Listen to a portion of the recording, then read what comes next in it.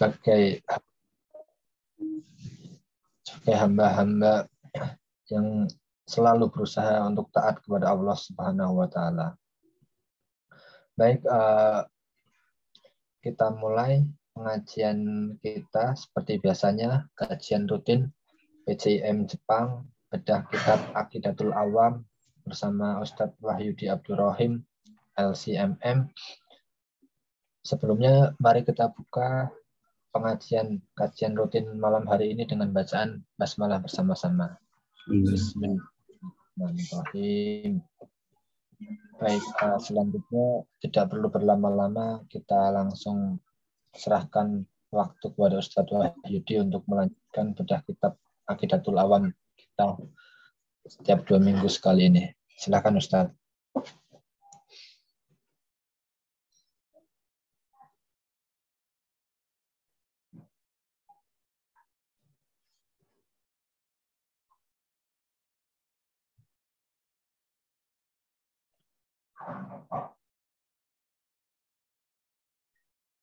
Halo, Ustadz Wahyudi.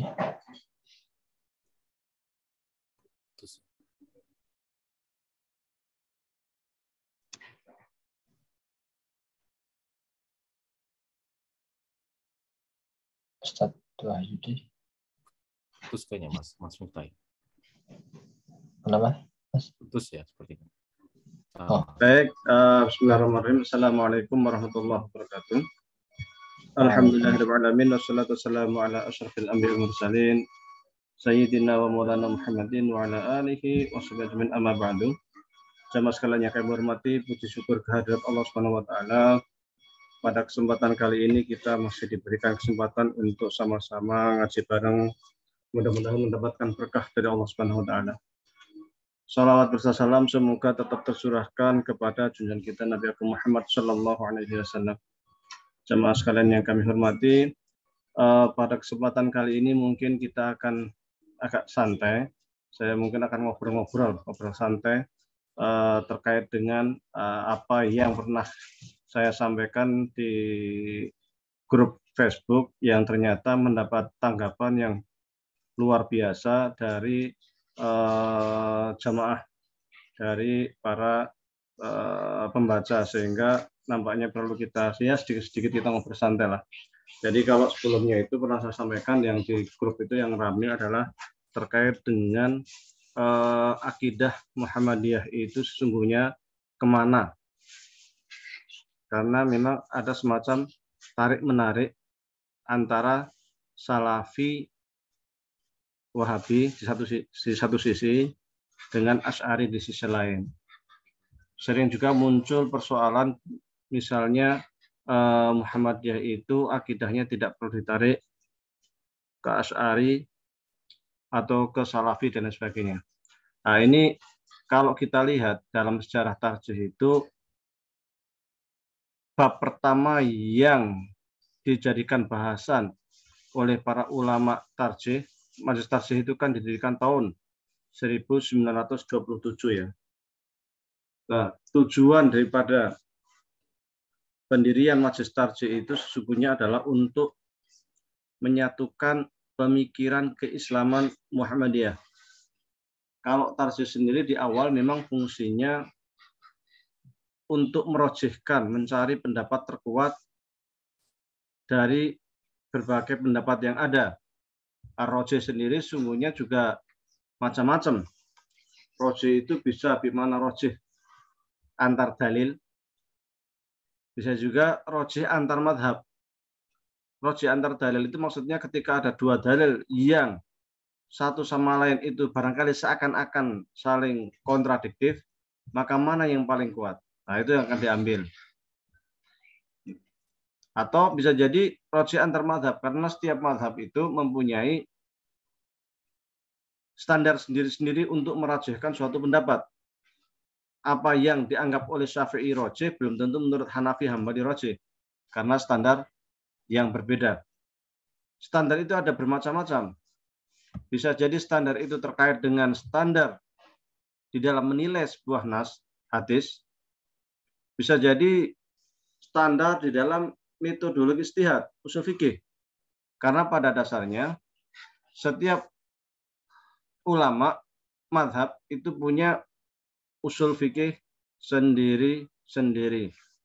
Dan di dalam madhab pun sesungguhnya bukan sekadar madhab fikih, tetapi juga ada madhab akidah. Di dalam madhab akidah ini muncul katakanlah yang fase-fase awal itu terkait dengan Khawarij, Syiah ya, Syiah, Khawarij, kemudian orang-orang Mu'tazilah, Ahlul Hadis. Waktu itu belum ada namanya Ahlus Sunnah, adanya namanya Ahlul Hadis. Jadi orang-orang yang anti atau kontra dengan Mu'tazilah itu seringnya disebut dengan istilah Ahlul Hadis. Seperti Ahmad bin Hambal.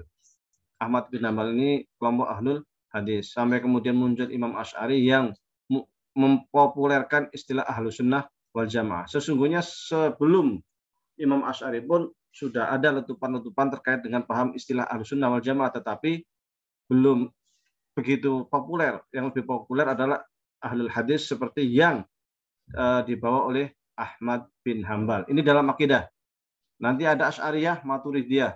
Dan yang terbelakang adalah pendapat-pendapat dari Ibnu Taimiyah yang mengkristal kemudian atau dirumuskan secara rapi oleh Muhammad bin Abdul Wahab.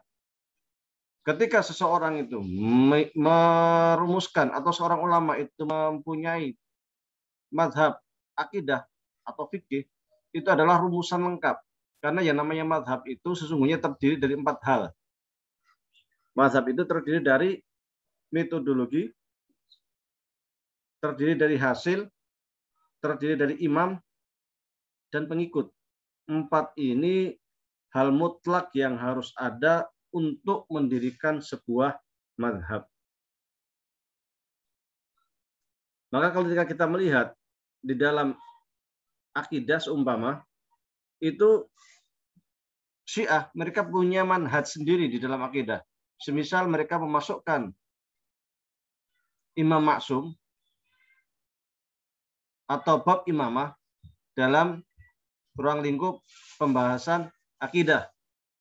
Sementara Ahlus Sunnah mengatakan bahwasanya imamah itu bukan bagian dari akidah, namun bagian dari fikih.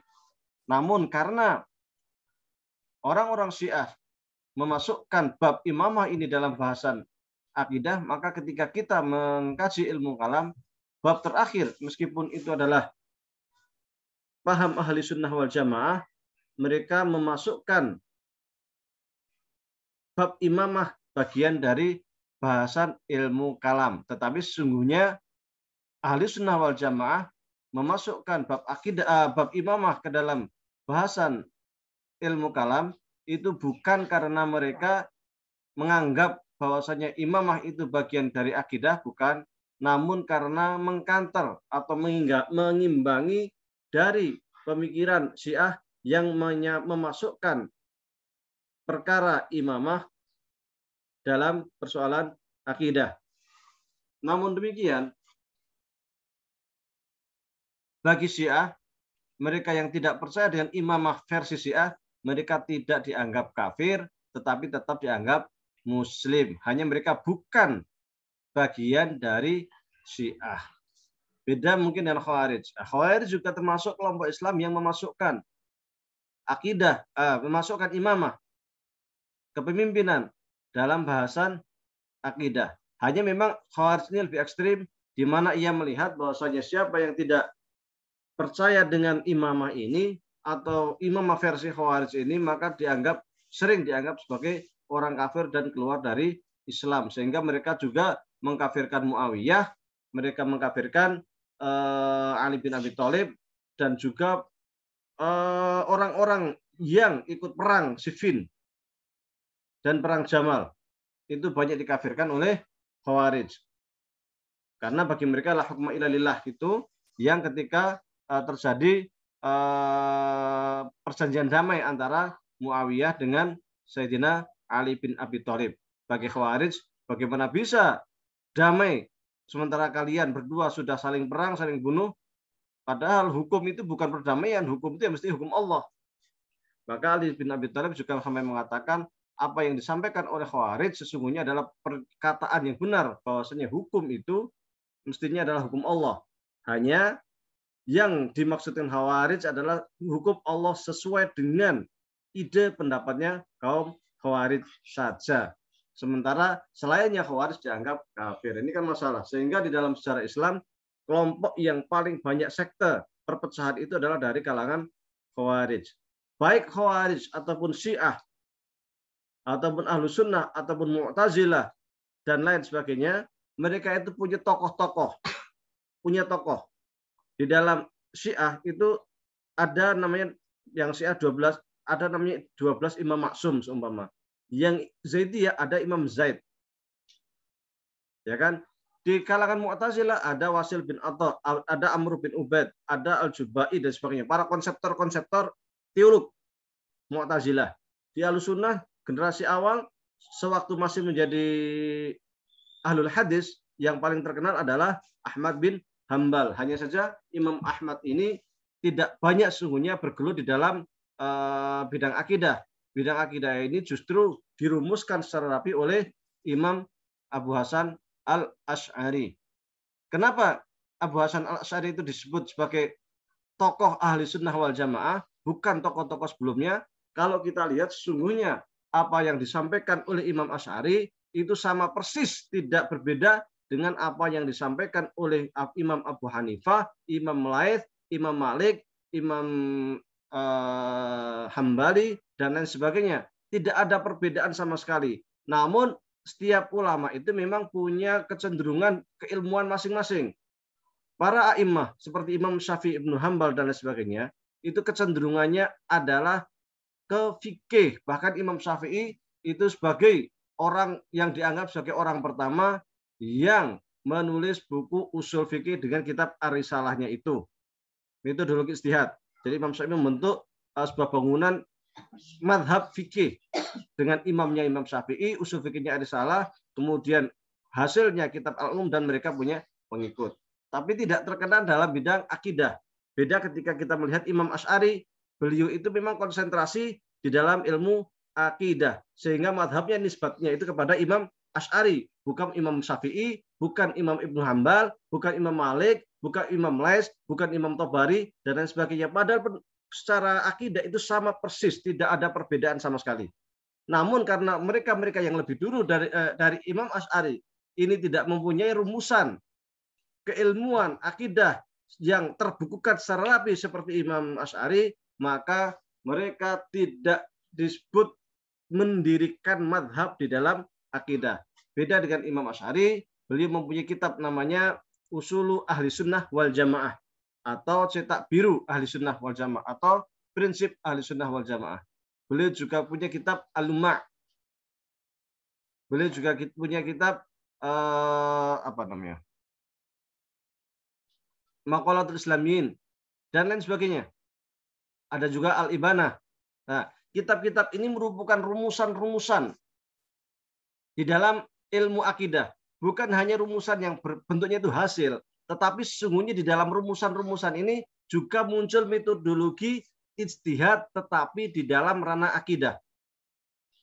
Kalau kita membaca kitab Al-Lumma', ataupun kita membaca kitab Al-Ibanah, atau kita membaca kitab Maqalatul Islamiyin yang ditulis oleh Imam Asy'ari, maka kita akan melihat beberapa model yang dijadikan sebagai landasan Imam Asy'ari dalam ijtihad terkait dengan ilmu akidah. Semisal qiyas ghaib ala syahid, yaitu mengkiaskan persoalan-persoalan fisik terhadap persoalan-persoalan metafisik. Kemudian di dalam kitab Al-Ibanah sering juga menggabungkan atau Al-Lumma' antara nas Al-Quran dengan akal. Bahkan argumen akal sangat dominan di dalam kitab Al-Lumma'. Meskipun kalau kita lihat di dalam kitab Al-Ibanah, argumen nakal sangat kuat. Tetapi dalam kitab Al-Lumma' justru sebaliknya. Argumen akal sangat kuat. Tetapi baik Al-Lumma' maupun Al-Ibanah sama-sama menggunakan akal dengan nakal. Dan di sana nampak sekali selain argumentasi qiyas ghaib ala syahid, ada sedikit tetapi tidak terlalu dominan qiyas aristo, tetapi tidak begitu banyak. Karena memang kalau kita melihat di dalam ilmu kalam Asy'ari, misalnya ada beberapa tahapan-tahapan di dalam melakukan ijtihad. Waktu zaman Imam Asy'ari lebih cenderung menggunakan katakanlah qiyas ghaib ala syahid, tetapi kemudian ke belakangnya menggunakan logika Aristoteles mengikuti para ulama kalam. Nah ini, jadi ke sana ada rumusan yang jelas di dalam teologi kalamnya. Ada rumusan jelas dalam metode baik hasil, baik metodologi, baik imam dan pengikut. Dan memang pengikutnya Asy'ariyah cukup banyak, bahkan mungkin 2/3 pengikut di dunia ini itu adalah bermadzhab Asy'ari atau Maturidi. Kalau Maturidi biasanya itu fikihnya Hanafi, dan mereka kebanyakan di Asia Tengah, Turki, Uzbekistan, Kazakhstan dan sebagainya. Asia Tengah itu kebanyakan mereka bermadzhab Maturidi dalam akidah. Sementara secara fikihnya kebanyakan Hanafi. Seperti tokoh-tokoh, kalau kita lihat tokoh-tokoh daripada mazhab Maturidi itu kebanyakan adalah di Asia Tengah. Seperti Imam An-Nasafi, itu dia di Asia Tengah sana. Imam Maturidi sendiri juga asalnya dari Asia Tengah. Cuma memang secara pemikiran sangat dekat dengan Asy'ari, tidak terlalu jauh. Dan masanya pun hampir bersamaan gitu, atau bisa dikatakan bersamaan gitu. Satu di Baghdad istilahnya, satu di Asia Tengah. Nah, itu ada rumusan yang jelas. Sama Syiah juga sama, ada rumusan yang jelas. Khawarij juga sama, ada rumusan yang jelas. Ada tokoh, ada hasil, ada metodologi, ada pengikut. Nah, sama juga dengan Wahabiyah. Mereka juga punya tokoh. Siapa tokohnya? Muhammad bin Abdul Wahhab. Kemudian punya rumusan yang jelas, yaitu di dalam bukunya Kasyfus Syubhat, atau ada 3 buku, ya, 3 buku. Usul Salasah dan satu lagi saya lupa. Nah, itu hasil daripada ijtihadnya Muhammad bin Abdul Wahhab.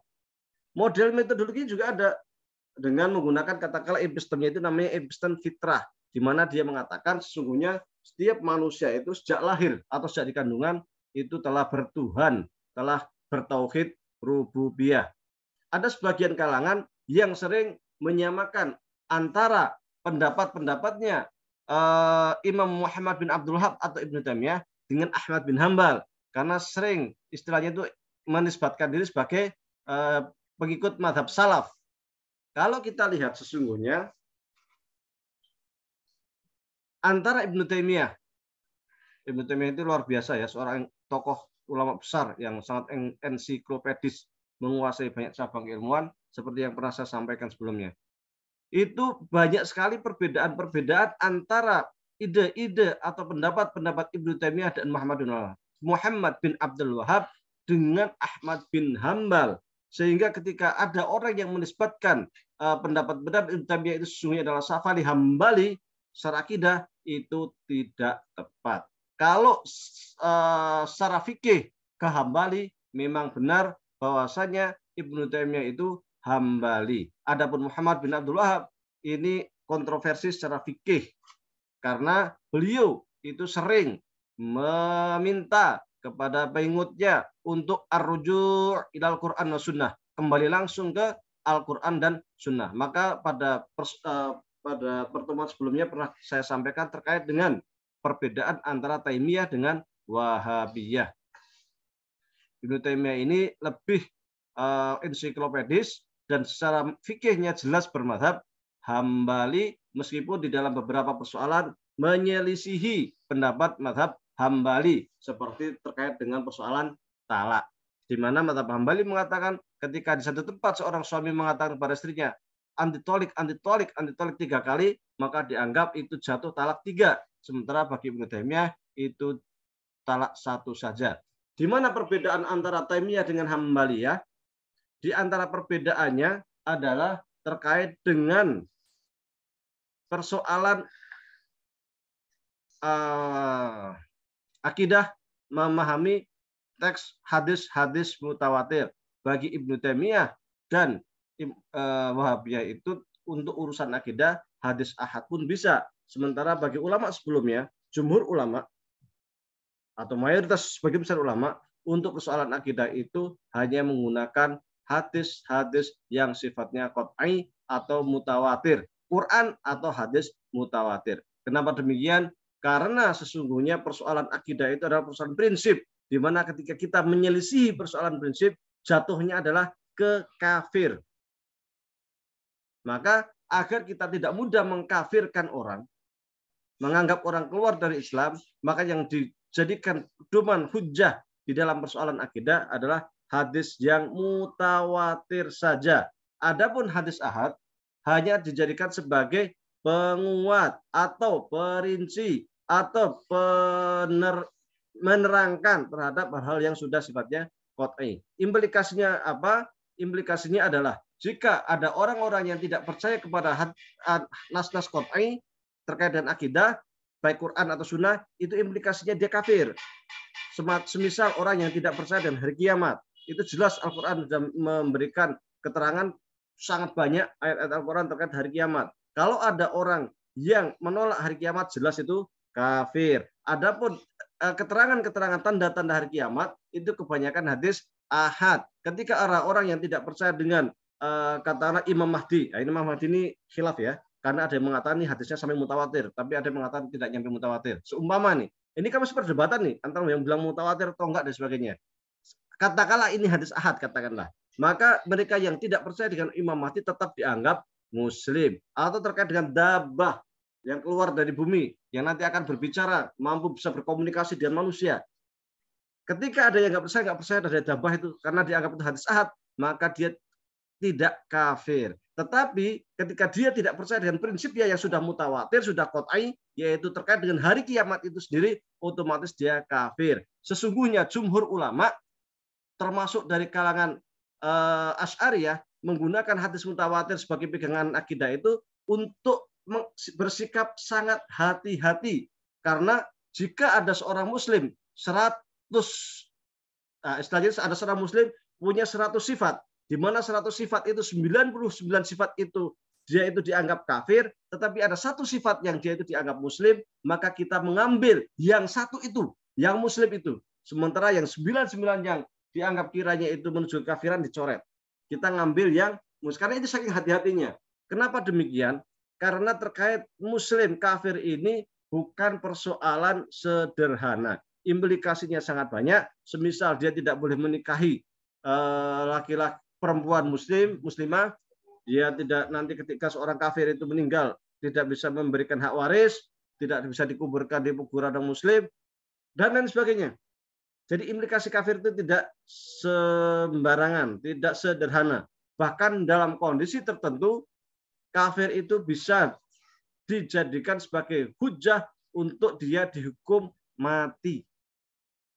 Jadi nggak sembarangan. Karena tidak sembarangan inilah, karena bukan persoalan sepele inilah, maka para ulama kita sangat berhati-hati jangan sampai mudah untuk mengkafirkan seseorang. Sehingga Ibnu Furaq, salah satu murid daripada Imam Asy'ari, meriwayatkan dari Imam Asy'ari mengatakan bahwasanya Imam Asy'ari mengatakan isyhadu anni la ukaffiru ahadan min ahlil qiblah, saksikan olehmu, kata Imam Asy'ari, bahwasanya saya tidak akan sekali-kali mengkafirkan ahlul qiblah. Maka ketika kita membaca kitab Maqalatul Islamin karya Imam Asy'ari, di mana buku itu menceritakan tentang kelompok-kelompok Islam dari kalangan Khawarij, dari kalangan Syiah, dari kalangan Murji'ah, dari kalangan Mu'tazilah dan lain sebagainya, beserta cabang-cabang atau pecahan kelompok-kelompok mereka, Imam Asy'ari paling banter hanya mengatakan ahlul bid'ah, tetapi tidak sampai mengeluarkan mereka dari keislaman. Mereka tetap dianggap muslim. Syiah muslim, Khawarij muslim, Murji'ah muslim. Mereka dianggap semuanya muslim, meskipun mereka itu muslim yang sesat dan secara akidah dianggap sebagai ahlul bid'ah. Ini adalah implikasi dari pemahaman jumhur ulama untuk menggunakan hadis qat'i, hadis mutawatir atau nas qat'i dalam Al-Quran untuk sebagai hujah di dalam akidah. Jadi pilihan pertimbangan mereka itu bukan hal yang sembarangan, tetapi berdasarkan kepada pertimbangan yang sangat matang. Dan terkait penggunaan hadis mutawatir di dalam akidah juga disebutkan oleh Imam Al-Ghazali di dalam kitab Al-Mustasfa.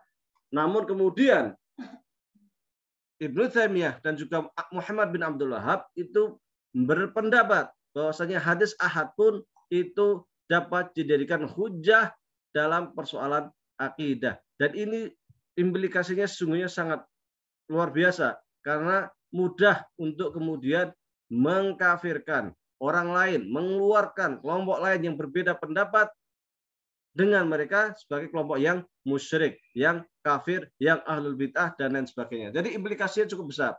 Kalau kita melihat himpunan putusan tarjih bab iman, di sana secara jelas dikatakan bahwasanya Muhammadiyah terkait dengan urusan akidah ini juga hanya menggunakan hadis mutawatir di dalam perkara akidah. Jelas di sini HPT Himpunan Tarjih Muhammadiyah menyelisihi apa yang disampaikan oleh Ibnu Taimiyah dan juga menyelisihi apa yang disampaikan oleh Muhammad bin Abdul Wahab dan sependapat dengan apa yang disampaikan oleh jumhur ulama.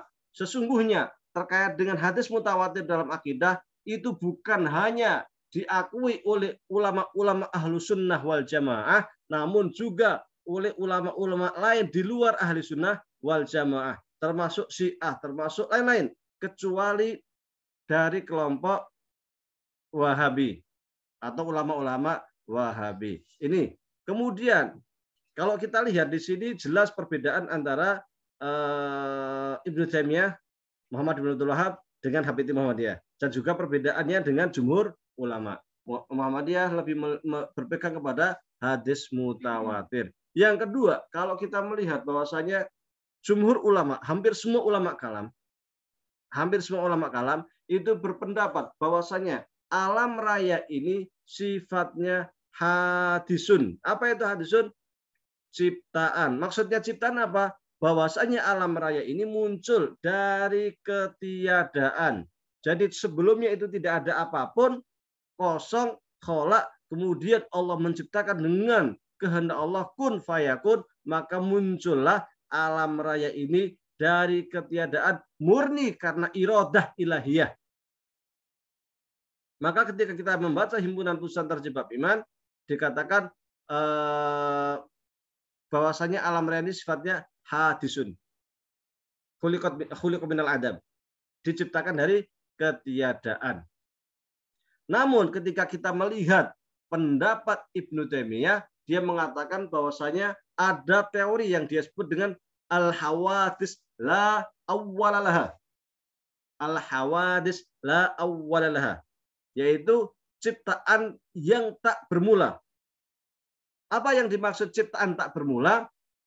Ciptaan tak bermula di sini maksudnya adalah bahwasanya ada Allah. Ada selain Allah.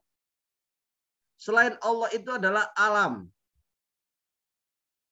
Maka karena selain Allah ini adalah alam, tapi selain Allah ini tak tercipta. Maksudnya tak bermula. Dia sifatnya ciptaan tetapi tak bermula. Tidak ada titik awal. Baru kemudian Allah menciptakan langit, menciptakan bumi, ya kan, planet-planet. Ini yang bermula. Sementara yang selain itu tak bermula. Sementara menurut jumhur ulama, waktu itu hanya ada Allah. Selain Allah ya nggak ada, kosong, nggak ada apa-apa. Hanya ada Allah saja. Allah saja. Tapi bagi Ibnu Taimiyah ada Allah dan selain. Selain ini disebut dengan alam. Maka mereka mengatakan selain juga ada istilah al-hawadis la awwala laha, juga ada istilah al-qadim min haitsul jinsi, al-hadis min haitsun nau. Bahwasanya alam raya dilihat dari al-jins dalam ilmu mantik ya, jenis. Itu qadim. Kenapa disebut qadim? Karena dia muncul ketika Allah ada, otomatis selain Allah ada, maka dia qadim juga gitu. Tetapi hadisun min haitsun nau, genusnya alam raya. Jenis apa ya? Nau'nya, ada buminya, ada langitnya, ada planetnya, ada mataharinya. Itu tercipta dari ketiadaan. Maka dia itu alam raya yang sifatnya ini, itu dia muncul dari ketiadaan, maka dia disebut dengan hadis. Jadi ada hadis, ada qadim. Ini menurut Ibnu Taimiyah. Sementara kalau kita melihat kepada himpunan tarjih Muhammadiyah, di sana jelas dikatakan bahwasanya alam raya sifatnya hadisun. Di sini lagi-lagi HPT itu menyelisihi atau berbeda dengan apa yang disampaikan oleh Ibnu Taimiyah. Dan ketika kita googling di internet terkait dengan pendapat al-hawadis la awwalalaha atau qadim min haitsul jinsi wal hadis min haitsun nau', kita akan melihat bahwasanya yang membela mereka adalah para ulama-ulama Wahabi. Di sini kita lihat beda lagi. Maka saya sering mengatakan ketika ada orang yang menyeret-nyeret Muhammadiyah dan mengatakan bahwasanya Muhammadiyah itu ikut pendapatnya Ibnu Taimiyah atau ikut pendapatnya Muhammad bin Abdul Wahab, beda. Jelas tadi dikatakan alam raya bagi HPT dianggap hadis, sementara Ibnu Taimiyah dianggap qadim. Ya kan beda. Terkait hadis kita menggunakan hadis mutawatir saja, mereka menggunakan hadis ahad saja, ya kan beda. Bukan hanya dari sisi itu saja, ada perbedaan lain terkait dengan epistem, misalnya terkait dengan nazar. Bahwasanya kalau kita lihat di HPT, wa nazar fil kauni li ma'rifatillahi wajibun syar'an, dan bahwasanya nazar untuk ma'rifatullah dengan melihat alam raya ini sifatnya wajib syar'an. Kalau Ibnu Taimiyah justru mengkritik habis-habisan terkait manhaj nazar ini dan mengatakan bahwasanya nazar merupakan bid'ahnya para ulama kalam. Dengan mengatakan ulama salaf itu tidak ada yang mewajibkan adanya nazar, bahkan ulama salaf itu mereka yang menyatakan kalau manusia sejak di kandungan itu sudah bertauhid rububiyah, dan nazar itu sekali lagi bid'ahnya ulama kalam. Itu menurut Ibnu Taimiyah. Sementara jelas di HPT dikatakan wa innan nazar, bahwasanya nazar jelas sekali. Kalau kita membaca buku Asy-Syamil misalnya, Asy-Syamil ini kitab ilmu kalam karangan Imam Haramain, di bagian awal beliau banyak sekali membahas terkait nazar ini, terkait wujubun nazar, terkait nawaqidun nazar, terkait kapan mulai nazar dan sebagainya. Kalau kita membaca buku lain, semisal Al-Ibkar fi Usuluddin karya Imam Amidi jilid 1, di sana bab nazar ini hampir dibahas separuh buku sendiri, sangat panjang, hanya membahas terkait bahasan nazar dan memberikan kritikan terhadap mereka yang menolak nazar dengan menggunakan mazhab fitrah. Sesungguhnya mazhab fitrah yang disampaikan oleh Ibnu Taimiyah itu bukan murni dari beliau, tetapi juga sudah ada sebelum-sebelumnya. Karena Imam Amidi sendiri memberikan banyak kritikan terkait dengan mazhab fitrah. Kalau Ibnu Taimiyah justru mengkritik habis-habisan mazhab nazar atau menggunakan sistem nazar untuk ma'rifatullah. Sementara di HPT justru ditegaskan wa innan nazar, dan bahwasanya nazar itu fil kauni, dengan melihat alam raya li ma'rifatillahi, untuk mengetahui Tuhan, mengetahui Allah, itu wajibun. Wajib di dalam ilmu kalam itu berbeda dengan wajib dalam bahasan ilmu fikih. Bahasan ilmu fikih, wajib itu adalah sesuatu yang ketika kita melaksanakan, kita akan mendapatkan pahala, tetapi ketika kita tidak melaksanakan, kita mendapatkan dosa. Itu bahasan ilmu fikih. Ketika kita menggunakan istilah wajib dalam ilmu kalam, maksudnya adalah sesuatu yang memang harus ada. Allah itu wajibul wujud, berarti Allah itu memang harus ada. Harus ada. Wajibun syar'an, maksudnya secara syar'i itu kita memang harus ada, harus nazar gitu. Karena nazar itu sesungguhnya bukan perkara yang rumit, yang harus filsafat, harus belajar filsafat dulu, enggak. Saat petani itu ke ladang, kemudian dia melihat cabai, masya Allah, cabai kemarin masih hijau, sekarang sudah merah. Betapa agungnya Allah Subhanahu Wa Taala, hanya dalam satu hari bisa merubah cabai yang kemarin itu hijau sekarang udah merah. Sampingnya ada pohon apel manis, dari sini pedas, padahal satu tempat, pupuknya sama, tanahnya sama. Kok bisa ya satu manis satu pedas, ya kan? Nah, seumpama seperti itu bagian dari nazar. Jadi nazar itu bukan arti pemikiran yang harus filosofis dengan menggunakan muqaddimah kubra sughra, dengan menggunakan ilmu mantik, logika Aristoteles, tidak. Hal-hal yang sangat sederhana itu juga sebagian dari nazar. Kalau kita membaca HPT di bagian terakhir bab iman itu, di sana disebutkan banyak sekali ayat-ayat terkait kewajiban nazar. Ungduru, fangduru, banyak sekali. Siru fil ardi fangduru kaifa kana aqibatu mukadzibin dan sebagainya. Banyak sekali ayat-ayat Al-Quran yang dijadikan sebagai landasan HPT untuk menyatakan bahwa nazar ini sebuah kewajiban. Kenapa disebut syar'an? Karena berdasarkan pada ayat-ayat Al-Quran seperti yang saya sebutkan tadi. Jadi ketika ada orang yang berusaha menarik-narik Muhammadiyah dengan Wahabiyah, dengan Salafiyah, ini nggak bisa. Karena beda gitu. Benar-benar beda. dari sisi nadornya, epistemnya, dari sisi pemahaman hadis ahad, dari sistem pembagian tauhidnya, di mana di dalam hadis disebutkan al-ahadu fi uluhiyatihi wa sifatihi wa al-ahadu fi uluhiyatihi wa af'alihi wa sifatihi. Hanya satu di dalam uluhiyah, sifat dan af'al. Sementara mereka membagi tauhid talata aksamin, ya kan, talata aksam, dibagi menjadi 3, rububiyah, asma sifat, kemudian uluhiyah. Nah, ini kan mereka membagi jadi 3, di HP hanya 1. Jadi beda, mau ditarik-tarik apapun beda gitu.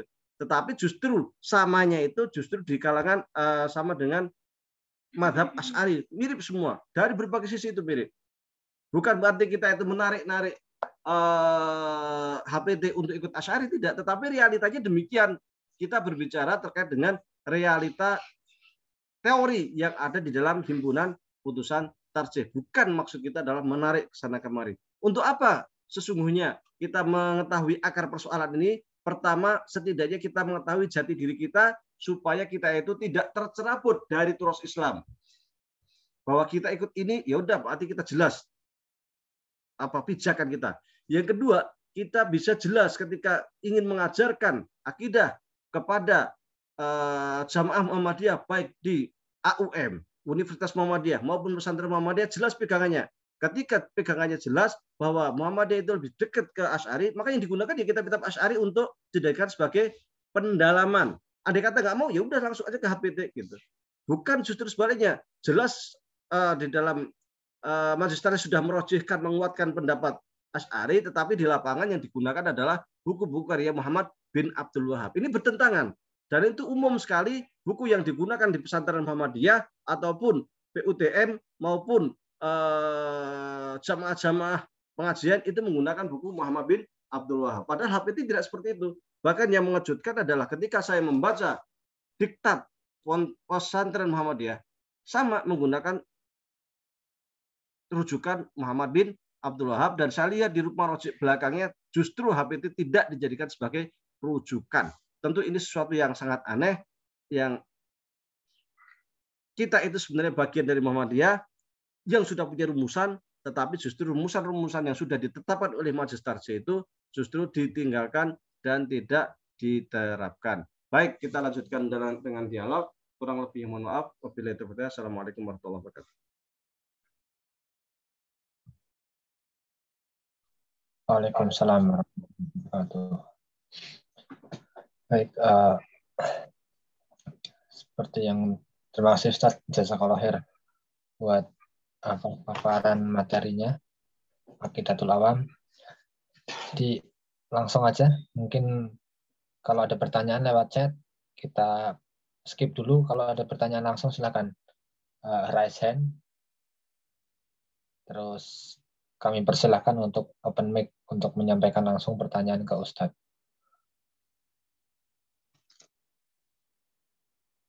Gimana kira-kira, ada tidak? Kalau belum ada, kita ke pertanyaan chat dulu nih Ustadz. Ini ada pertanyaan dari chat, dari Arif. Ini pertanyaannya, yang saya tahu dulu mazhab fikih ada banyak. Apakah mazhab akidah juga ada banyak? Apa yang membuat mereka tidak laku atau tidak bisa langgeng sampai hari ini? Terima kasih. Mazhab akidah. Baik, sebagaimana mazhab fikih sangat banyak dulu ya, bukan hanya 4, tetapi yang tersisa sekarang setidaknya ada 6 atau 8. Hanafi, Maliki, Syafi'i, Hambali, ditambah Ja'fari. Ja'fari itu banyak di Iran dan di Irak. Kemudian Zaidi itu banyak di Yaman. Itu ada 6. Kemudian ada namanya Dhohiri. Dhohiri ini pemikirannya sudah mulai sering dikaji. Kalau di Indonesia yang agak dekat itu persis, itu lebih dekat ke Dhohiri. Kemudian ada juga apa satu lagi, Ibadi itu dari Khawarij. Jadi memang secara fikih sangat banyak dulu, dan sekarang sisa 4. Biasanya kenapa sisa 4 atau sisa 8? Itu diantaranya adalah faktor penguasa, diantara tidak punya murid, kayak mamanya Imam Laits. Imam Laits itu sangat bagus, tapi karena tidak punya murid yang mumpuni, sehingga mazhabnya hilang karena tidak ada pengikut. Imam Tabari luar biasa, tetapi karena tidak punya murid yang membawa paham-paham beliau, sehingga tidak punya pengikut. Adapun dalam akidah, sesungguhnya masih banyak. Contoh, Ahlussunnah wal Jamaah sampai sekarang masih ada. Syiah itu ada di Iran, Syiah 12, ada di Irak, itu Syiah 12. Syiah Zaidiyah ada di Yaman, ya kan? Kemudian Khawarij, sekarang itu muncul banyak Khawarij. Kalau Syekh Ali Jum'ah menyebutnya dengan Khawarijul Asri atau Khawarij kontemporer, yaitu mereka-mereka yang punya paham mirip sekali dengan Khawarij, dan mereka itu sangat radikal juga seperti Khawarij. Yang dimasukkan ke dalam ideologi Khawarij diantaranya adalah Syi'i, Jamaah Islamiyah, ISIS, Ansarul Baitul Maqdis, kemudian masih banyak lagi kelompok-kelompok yang Jabhah Nusrah dan sebagainya. Banyak lagi kelompok-kelompok Islam kontemporer yang mereka itu penjulinya sangat keras dan mudah sekali mengkafirkan kelompok lain. Itu Khawarij. Kemudian juga masih ada yang baru-baru, misalnya Ahmadiyah, misalnya Bahaiyah dan lain sebagainya. Jadi kelompok-kelompok itu tetap ada. Cuman memang mayoritas yang dianut oleh dunia Islam adalah Ahlussunnah wal Jamaah. Kemudian belakangan muncul kelompok lain juga, yaitu Wahabiyah. Wahabiyah ini juga cukup kencang, cukup banyak pengikutnya. Jadi masih ada, ya. Bukan tidak ada, masih ada. Buku-bukunya ada, tokoh-tokohnya ada, ulama-ulamanya ada, pengikut-pengikutnya juga ada. Dan kalau kita melihat sejarah bahwasanya perpecahan kelompok-kelompok Islam itu bermula dari persoalan politik kekuasaan. Munculnya Syiah itu adalah hasil daripada pertempuran antara Imam Ali dan Muawiyah.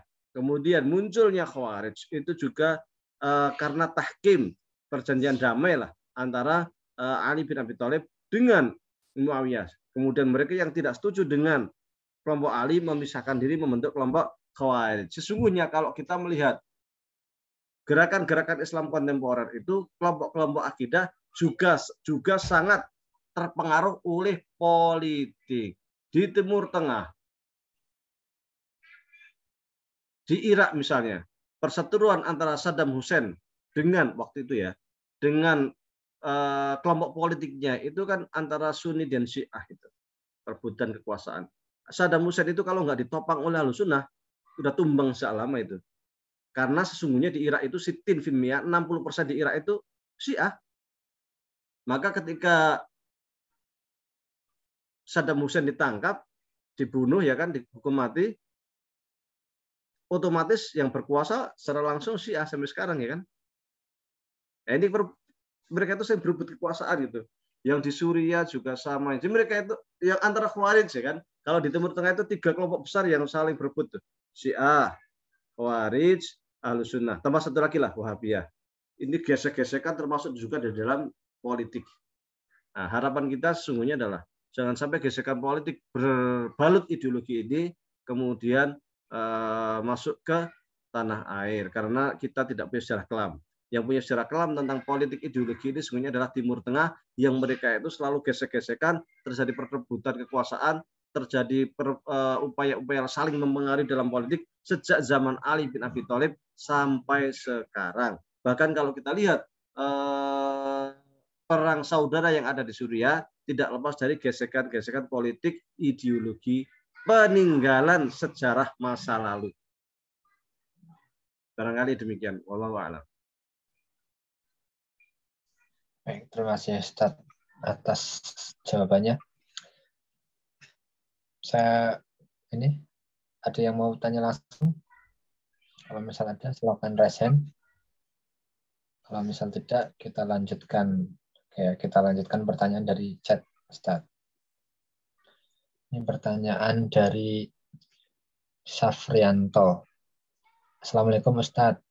Izin tanya, apa itu hadis mutawatir dan hadis ahad? Apa bedanya? Kenapa HPT dan Asy'ari tidak pakai hadis ahad? Silakan Ustaz.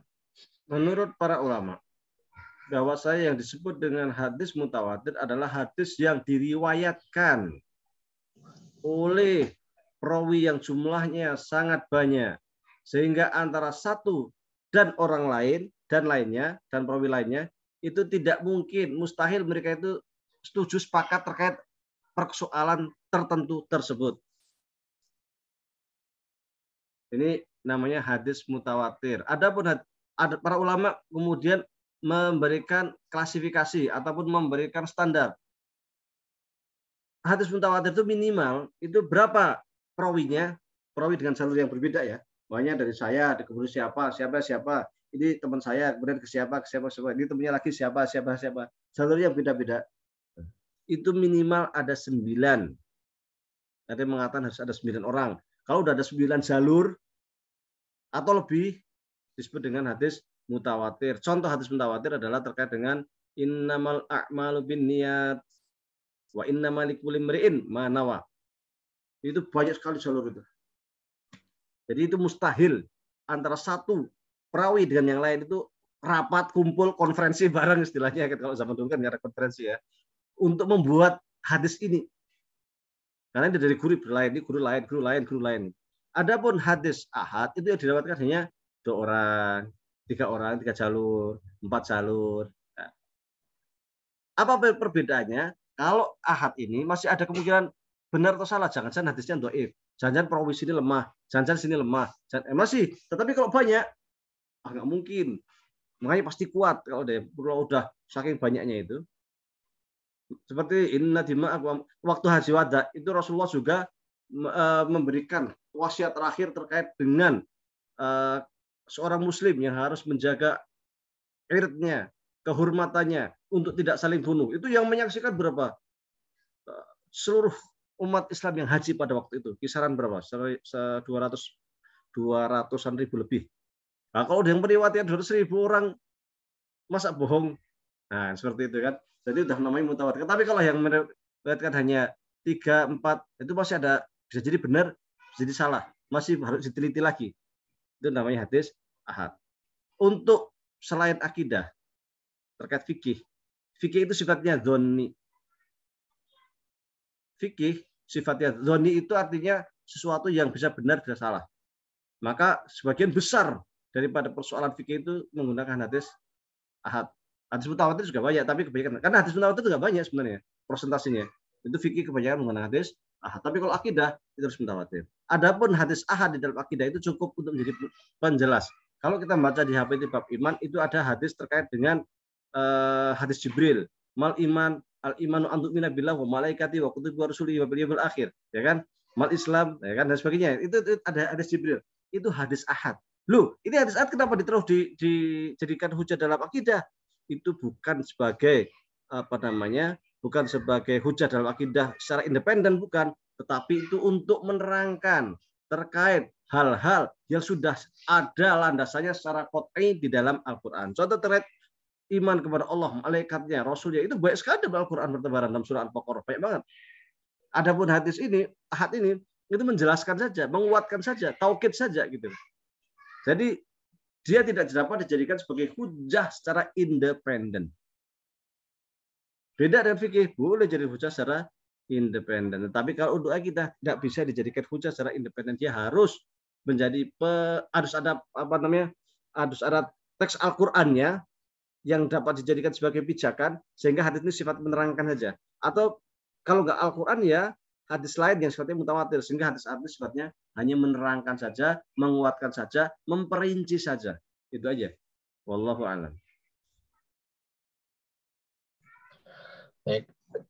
Terima kasih Ustaz. Jazakallahu khair atas penjelasan tadi hadis ahad dan hadis mutawatir. Kita lanjutkan ke pertanyaan yang ketiga. Ini ada dari Pramestia Murti Kurnia Dewi. Jadi orang yang mengatakan Muhammadiyah sebagai Wahabi itu mungkin karena adanya oknum yang memakai aliran Muhammad bin Abdul Wahab itu ya Ustaz. Orang yang mengatakan Muhammadiyah sebagai Wahabi itu oknum yang memakai aliran Muhammad bin Abdul Wahab. Iya Pak, benar Pak. Iya Pak, enggak Ustaz. Memang kalau kita lihat ada jargon-jargon Muhammadiyah yang mirip dengan apa yang disampaikan oleh Muhammad bin Abdul Wahab. Di antaranya adalah jargon ar-ruju' ilal Quran wa sunnah. Kembali kepada Al-Quran dan sunnah. Namun, rujuk ilal Quran wa sunnah ini sesungguhnya bukan untuk seluruh umat manusia atau seorang muslim. Tidak.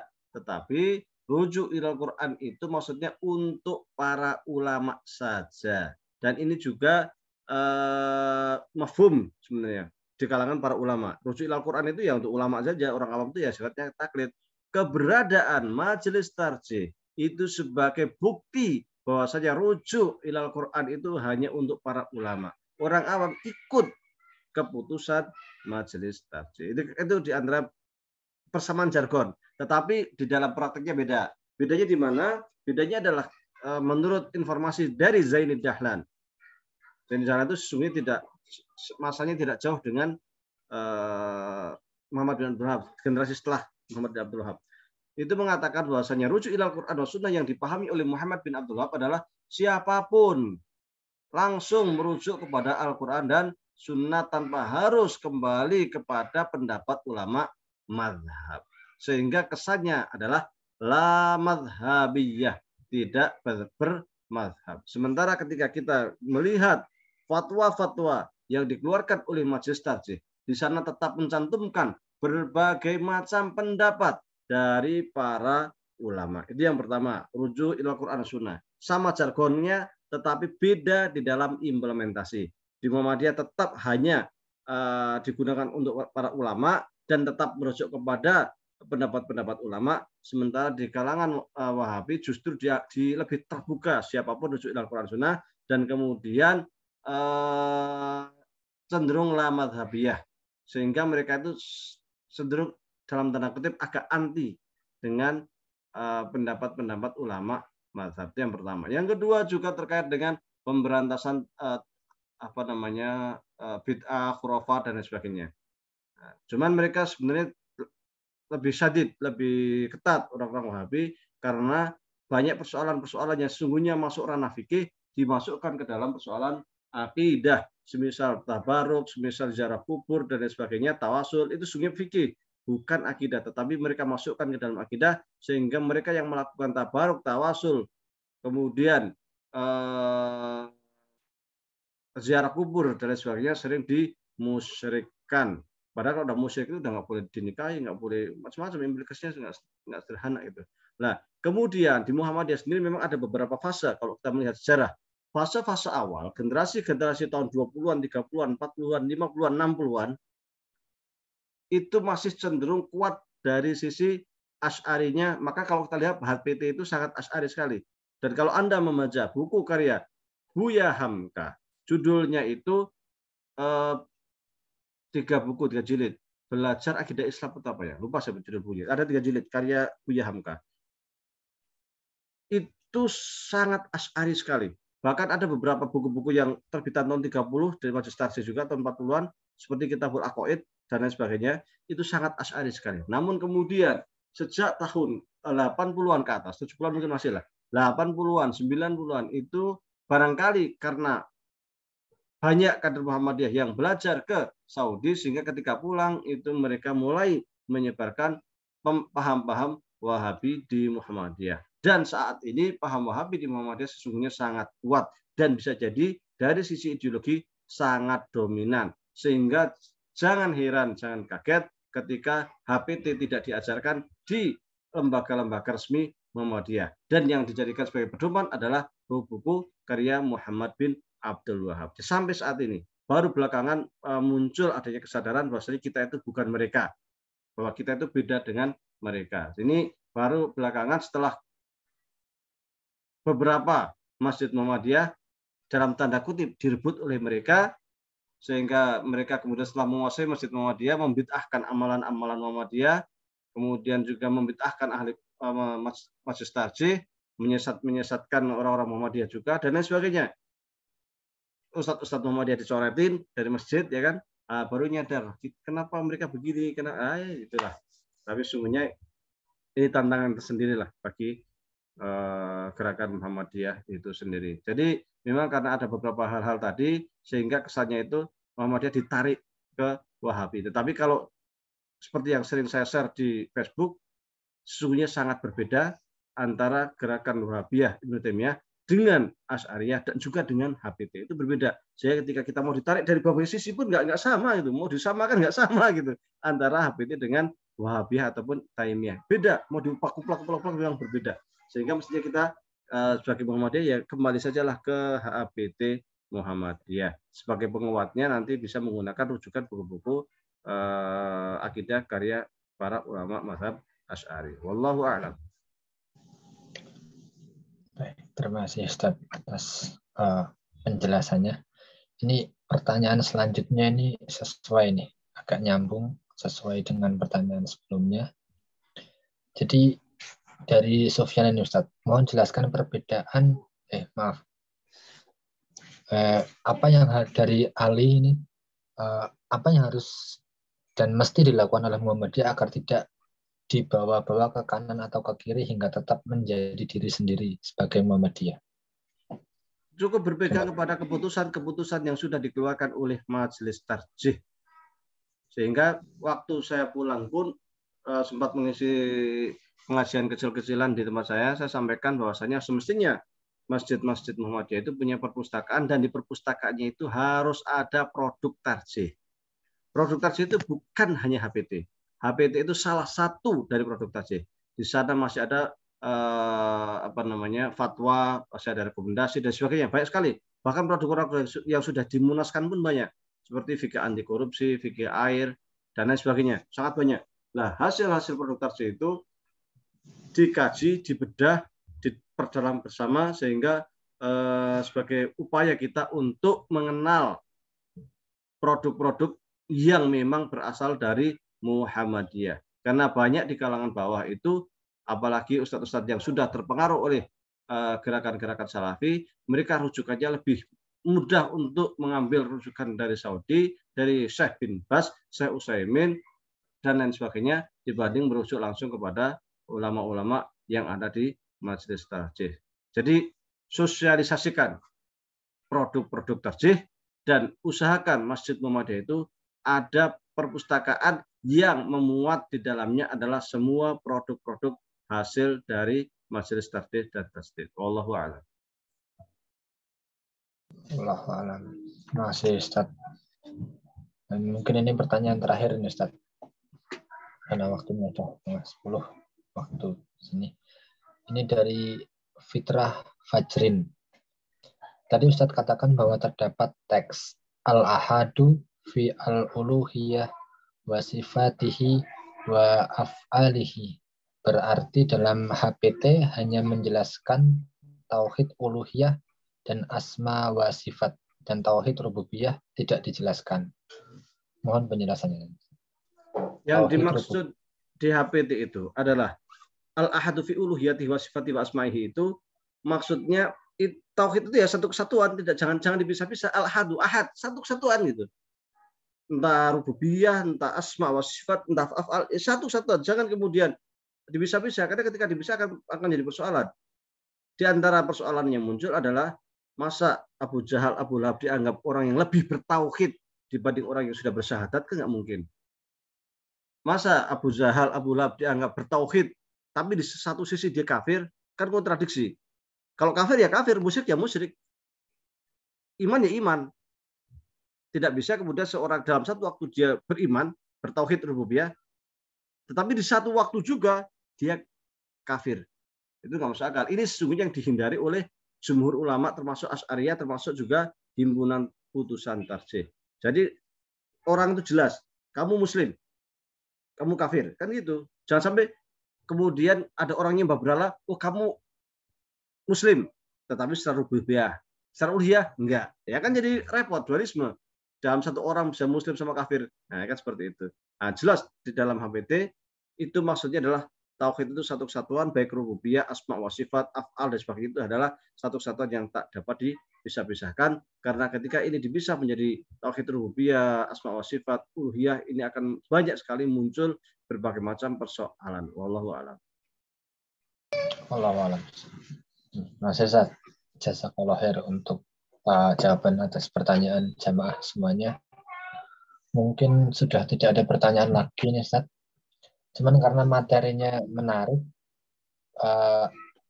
sebelum doa mungkin bisa sekalian closing statement, Ustaz. Kesimpulan dari diskusi kita malam hari ini tentang Muhammadiyah, biar mungkin jamaah yang terlambat join bisa mengambil satu kesimpulan bersama-sama tentang pengajian malam hari ini. Silakan Ustaz. Setelah itu bisa Ustaz lanjutkan dengan berdoa bersama-sama sambil kita tutup. Untuk jamaah Muhammadiyah, sesungguhnya terkait dengan urusan akidah sudah ada keputusan majelis tarjih yang merojihkan berbagai macam pendapat-pendapat di dalam firqah atau kelompok-kelompok akidah. Bahkan di HPT yang sekarang ini jelas tertulis sebagai ahlul haq wa sunnah. Kalau HPT yang sebelumnya justru ada tambahan lagi, mulakhasan min qaulis salaf wa hum ahlus sunnah wal jamaah. Ada kalimat ini. Nah, kalimat ini kok nggak ada sekarang ini yang saya heran. Mestinya karena HPT itu hasil munas, ketika menghapus redaksi kalimat ini harus berdasarkan pada munas. Nah, ini harus dilacak ini. Saya tahun 60-an ini redaksi ini sudah mulai hilang. Sebelumnya masih ada. Jadi kata-kata mulakhasan min qaulis salaf wa hum ahlus sunnah wal jamaah. Ini kok nggak ada. Jadi ringkasan kata HPT yang dulu, apa yang dituliskan itu merupakan ringkasan dari pendapat ulama salaf dari kalangan ahlus sunnah wal jamaah. Tetapi kalimat setelahnya tetap masih ada ahlul haq wa sunnah. Sehingga kata-kata ahlul haq wa sunnah itu sudah ya cukuplah. Tapi ada kata redaksi yang pertama tadi itu ada justru semakin menguatkan kalau Muhammadiyah itu adalah ahlus sunnah wal jamaah. Karena memang yang umum di dunia Islam itu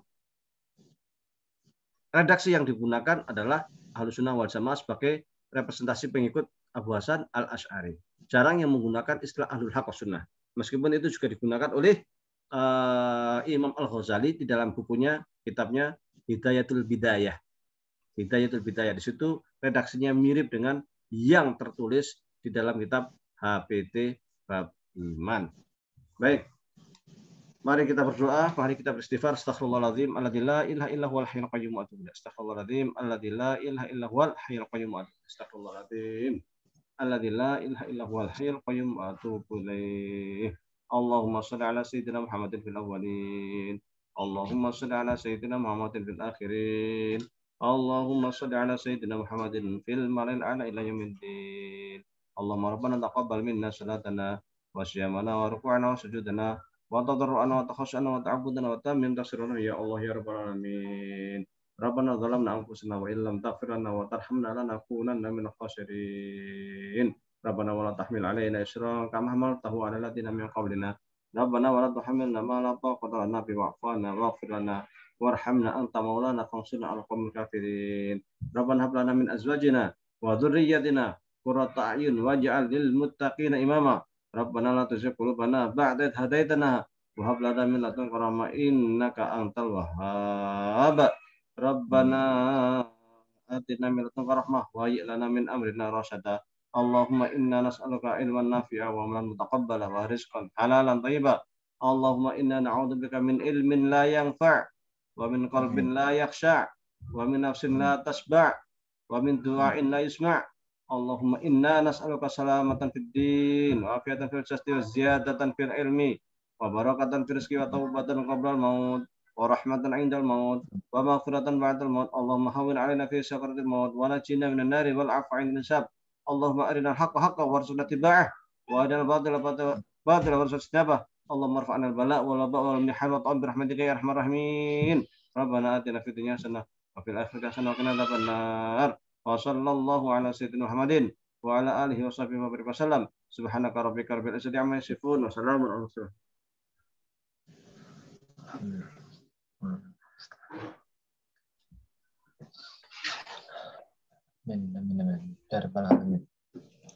Terima kasih jazakallah khair Ustaz Wahyudi Abdurrahim yang telah menyampaikan tentang malam hari ini tentang Muhammadiyah lebih detailnya, dan insya Allah kita lanjutkan lagi pengajian kita 2 minggu ke depan. Kurang lebihnya saya mohon maaf. Kita tutup pengajian kita malam hari ini, dan alhamdulillahirrahmanirrahim saya tutup. Wassalamualaikum warahmatullahi wabarakatuh. Waalaikumsalam. Terima kasih banyak, mohon izin. Terima kasih Ustaz. Ya, mohon maaf lahir batin. Assalamualaikum. Assalamualaikum warahmatullahi wabarakatuh.